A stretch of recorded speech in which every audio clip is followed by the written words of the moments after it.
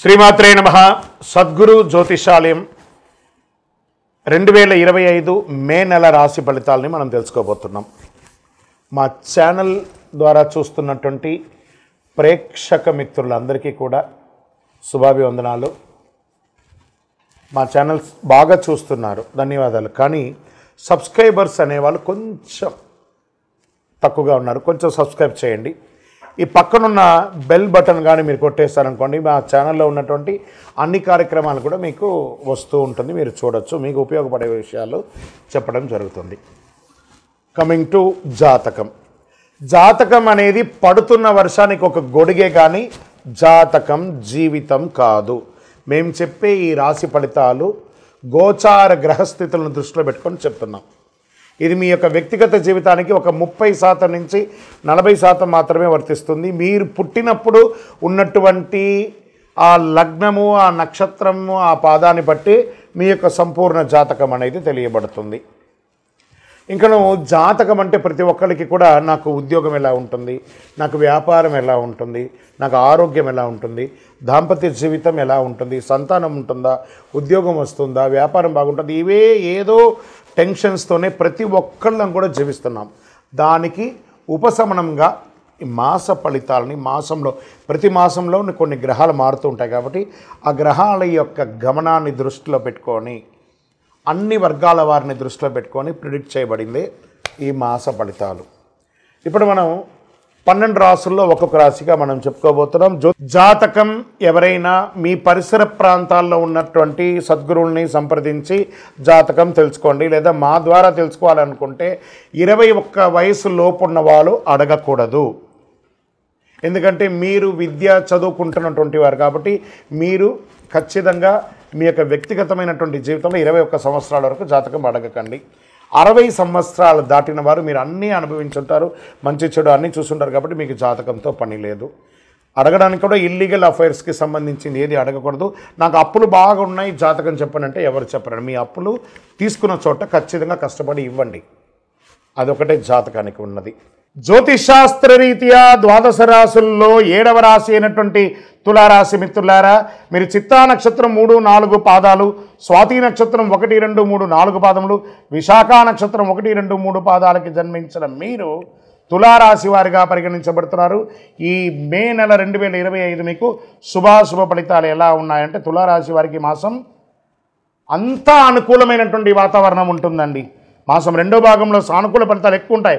బృహస్పతి 5వ ఇంట్లో ప్రభావితం, 7వ ఇంట్లో సూర్యుడు ఈ నెల మొదటి భాగంలో ఉచ్చ స్థితిలో ఉంటాడు. చంద్రుడు ఎల్లప్పుడూ కదలికతో మిశ్రమంగా ఉంటారు. సమాజంలో పేరు ప్రఖ్యాతులు పెరుగుతుంది.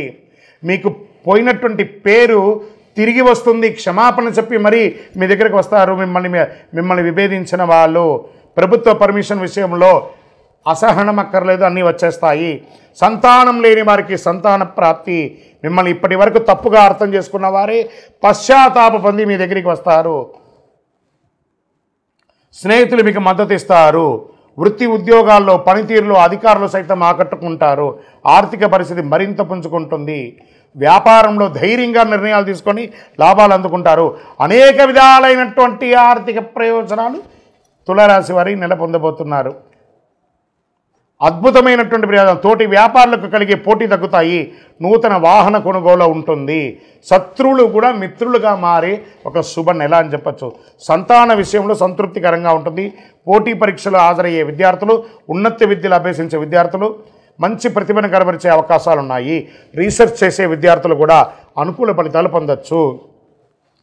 కుటుంబ వాతావరణం చాలా బాగుంటుందని కూడా చెప్పచ్చు. కొన్ని వ్యవహారాలు మీరు తీసుకునే నిర్ణయాలు ప్రతి ఒక్కరు కూడా మిమ్మల్ని ప్రశంసించే అవకాశాలు బాగా కనబడుతున్నాయి.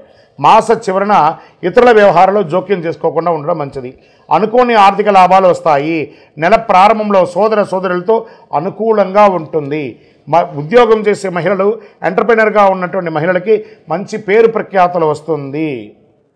స్వయం ఉపాధిలో పాల్గొనే మహిళలు కానీ పురుషులు కానీ స్మాల్ స్కేల్ ఇండస్ట్రీస్ చాలా బాగుంటుంది, పురోగతి సాధిస్తారు. దీనికోసం ఇండస్ట్రియల్ టూర్ కూడా చేస్తారు. దీనికోసం ఇన్వెస్ట్మెంట్స్ కూడా వస్తాయి, లాభాలు కూడా ఉంటాయి. చిన్నపాటి ఆరోగ్య సమస్యలే తప్ప వేరే ఏ విధమైనటువంటి ఆరోగ్య సమస్య లేదు. రాజకీయ నాయకుడికి ఇది యోగకాలం. షేర్ మార్కెట్ బ్రహ్మాండంగా ఉంది. వ్యవసాయదారులకి మిట్ట పంటలు చాలా కలిసి వస్తుందని చెప్పచ్చు. మీడియా రంగం వారికి బాగుంది, ఐటీ రంగం వారికి బాగుంది, వివాహం కాని వారికి వివాహం అవుతుంది, నూతన ఉద్యోగం కలిసి వస్తుంది. ఎన్ని రకాలైనటువంటి అనుకూలం తులారాశికి. మే నెలంతా కూడా కృతజ్ఞత చెప్పండి. కొన్ని రోజులుగా ఇబ్బంది పడుతున్నారు కదా, ఆ గ్రహాలన్నిటికీ కూడా కృతజ్ఞత చెప్పండి. లక్కీ డేస్ మే 1, 4, 8, 11. అదృష్ట సంఖ్యలు 2, 6. చంద్రాష్టమం 26/5/2025 1:40 మధ్యాహ్నం నుండి 28/5/2025 1:36 మధ్యాహ్నం వరకు చంద్రాష్టమం ఉంటుంది. కాబట్టి ఈ 2.5 రోజులు జాగ్రత్తగా ఉండి, వాహనం నడిపేటప్పుడు జాగ్రత్త, సంతకం పెట్టేటప్పుడు జాగ్రత్త, ఇతరులతో మాట్లాడేటప్పుడు జాగ్రత్త. మరి పరిహారం ఏమంటే ఆరోగ్యానికి సంబంధించి చక్కగా సూర్య భగవానునికి ఎర్రని మందారం పువ్వుతో ప్రార్థన చేయండి. కులదైవ ప్రార్థన, మీ ఇంటి ఇష్టవేళపు ప్రార్థన చేయండి. మీ యొక్క ఇంటి దేవుడి దగ్గర వెళ్ళి మీ వయస్సు ఎంత ఉందో అన్ని సంఖ్యతో మట్టి ప్రమిదలో ఒత్తులేసి నువ్వుల నూనెతో దీపం వెలిగించండి. ఇంకనూ అతి శక్తివంతమైనటువంటి కరుంగాళి మాల ధరించండి. ఈ కరుంగాళి మాల ఎంత శక్తివంతమంటే మీరు కోరుకున్నదలా నెరవేరుస్తుంది. వ్యాపారం బాగుంటుంది, ఉద్యోగం బాగుంటుంది, ఏ విధమైనటువంటి నెగిటివ్ వైబ్స్ ఉన్నా కూడా తొలగుతుంది. ఐశ్వర్యవంతులుగా ఉంటారు, ఆరోగ్యంగా ఉంటారు. ఇంకనూ మీ యొక్క వ్యక్తిగత జాతకం తెలుసుకోవాలనుకుంటే కింద ఉన్న నంబర్కి మీ యొక్క name, date of birth, time of birth, place of birth WhatsApp చేయండి. కాల్ చేయకండి, మా అడ్మిన్సే మీకు రిప్లై ఇస్తారు. అక్షయ తృతీయ అందరికీ ఉన్నటువంటిది. అక్షయ తృతీయ శుభ సమయం, పూజ ఇవన్నీ కూడా తెలుసుకుంటాం. పంచాంగం ప్రకారం ప్రతి ఏడాది వైశాఖ మాసంలో శుక్లపక్షంలో తదియ తిథి నాడు అక్షయ తృతీయ పండుగ జరుపుకుంటాం. హిందూ మత విశ్వాసాల ప్రకారం అక్షయ తృతీయ ఎంతో ప్రాముఖ్యత ఉంది. జ్యోతిషాస్త్ర ప్రకారం అక్షయ తృతీయ రోజు స్వయం సిద్ధి ముహూర్తం అని పిలుస్తారు. ఈరోజు తిథివార నక్షత్ర యమగండ దుర్ముహూర్త వర్జ్యాలు ఏది చూడక్కర్లేదట.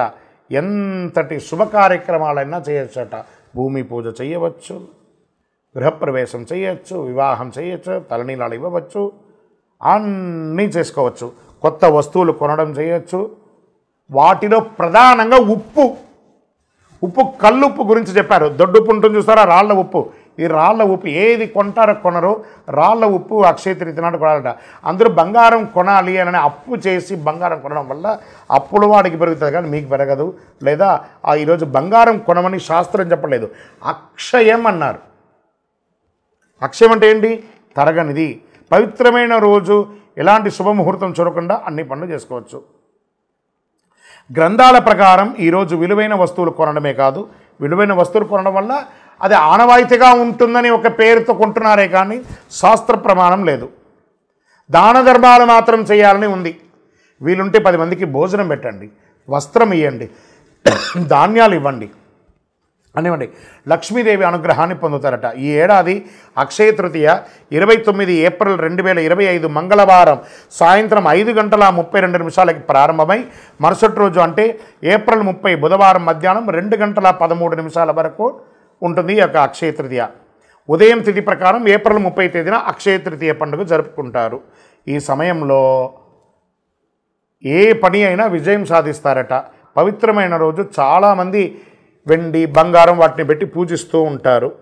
వస్తువులు కొనుగోలు చేస్తుంటారు, ప్రాధాన్యత ఇస్తుంటారు, పుస్తకం కూడా కొంటూ ఉంటారు.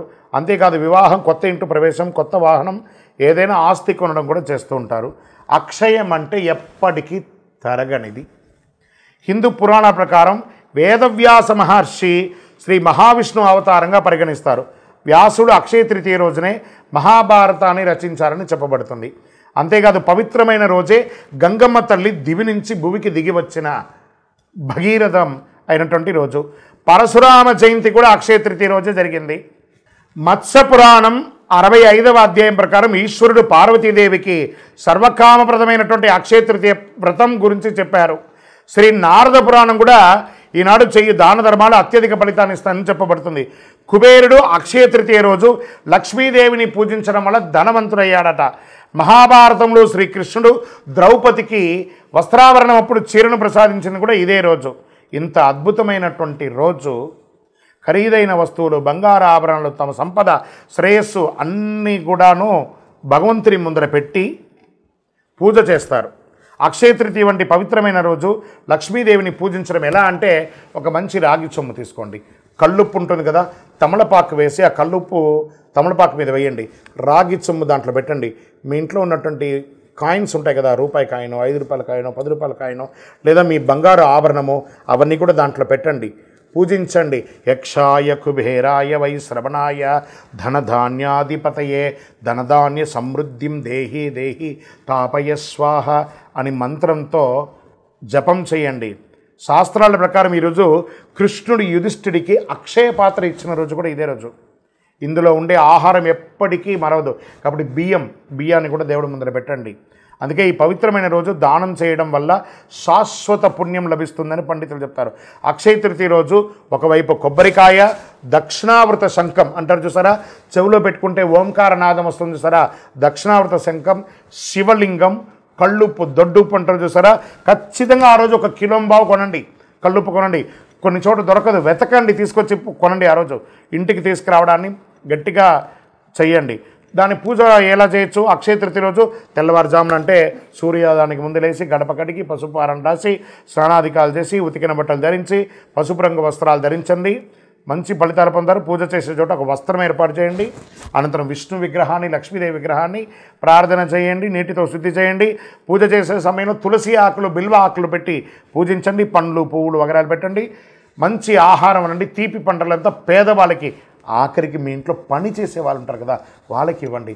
స్ట్రేంజర్స్, రోడ్డు మీద, ఈ హాస్పిటల్స్ బయట అటెండెన్స్ లోపల ఉన్నటువంటి వ్యాధితో ఉన్నవాళ్ళు బయట చాయ్ కాఫీ తాగడానికి కూడా లేకుండా వాళ్ళ బంధుమిత్రులు రోడ్డు మీద ఉంటారు చూసారా, వాళ్ళకి పోయి ఆహారాన్ని ఇవ్వండి. ఆనందపడతారు. ఆ లోపల ఉన్న వైద్యం చేసుకునే వాళ్ళు కూడా ఆరోగ్యం అవుతారు. ఇదే అక్షయ తృతీయ రోజు చేయవలసిన పనులు. దాన ధర్మాదులు ఎక్కువ చేయండి. పూజ ముగిసిన అనంతరం మహావిష్ణు స్వరూపంగా, లక్ష్మీదేవి స్వరూపంగా కొంతమందిని ప్రార్థన చేసి వాళ్ళకి దానం ఇవ్వండి. అక్షయం మీరు ఎంత దానం చేస్తారో, ఎందుకు మనం పూజ చేసిన తర్వాత కృష్ణార్పణం అంటారు. ఖర్చు మీదే, డబ్బు మీదే. కృష్ణుడికి ఎంత ఎందుకు అర్పణం ఇస్తున్నారు? కృష్ణార్పణం అనగానే అది తిరిగి మీ దగ్గరికి వస్తుంది. అందుకే అక్షయం అని అన్నారు. ఉప్పు అక్షయ తృతీయ రోజు ఎందుకు కొనాలో, అక్షయ తృతీయ రోజు ఉప్పు కొని దానం చేయడం వల్ల జీవితంలో అన్ని కష్టాలు తొలగుతాయి. దరిద్రం తీరుతుంది. నవగ్రహ దోషం తొలగుతుంది. అలాగే అన్ని సమస్యల నుంచి ఉపశమనం పొందుతారు. భార్యాభర్తల మధ్య సఖ్యత లోపం అది తొలగుతుంది. అక్షయ తృతీయ రోజు ఉప్పు దానం చేయడం వల్ల పూర్వీకుల ఆశీస్సులు పొందుతారు. అక్షయ తృతీయ రోజు ఉప్పు కొనడం వల్ల సాధారణ రాతి కాంటే బాగా తెల్లగా ఉన్నటువంటిది అక్షయ తృతీయ రోజు రాతి ఉప్పు కొనడం వల్ల లక్ష్మీదేవి ప్రసన్నమవుతుంది. చూడండి, మంట అంతా చేస్తామండి, ఒక చుక్క అందులో ఉప్పు లేకపోతే ఎలా ఉంటుంది? అద్భుతమైన వంటే కదా, అదే లక్ష్మీదేవి. లక్ష్మీదేవి మోతాదుకి మించకూడదు, మోతాదు తగ్గకూడదు. అందుకే లక్ష్మీదేవి అందులో కూర్చున్నది. అక్షయ తృతీయ రోజు కొన్న ఉప్పును ఇంటిలో నీళ్ళలో ఒక చుక్క వేసి ఇల్లంతా తుడవండి. నెగిటివ్ వైబ్స్ పోతుంది. చిన్నపిల్లలు ఉన్న రూమ్లో ఒక గ్లాసులో పెట్టండి. మీ బాత్రూమ్స్లో కూడా ఒక గ్లాసులో పెట్టండి. మీరు సంపాదించే ప్రతి డబ్బుని ఒక మట్టి మూకుడులో ఉప్పు వేసి అందులో ఆ రోజు డబ్బుని అలా పెట్టి మరుసటి రోజు బీరువాలో పెట్టండి. చాలా నిలవ ఉంటుంది. ప్రయత్నం చేసి చూడండి. ఇలా ఎన్నో చెప్పుకుంటూ పోవచ్చు. అక్షయ తృతీయ రోజు, అక్షయ తృతీయ రోజు మీ మనసుకి ఏది నచ్చితే అలా చేయండి. ఆరోగ్యంగా ఉండి సంతోషంగా ఉండి. పరోపకారార్థే ఇదం శరీరం అన్నట్టుగా ఇతరులకి సహాయం చేయడానికి ప్రయత్నం చేయండి. విజయోస్తు.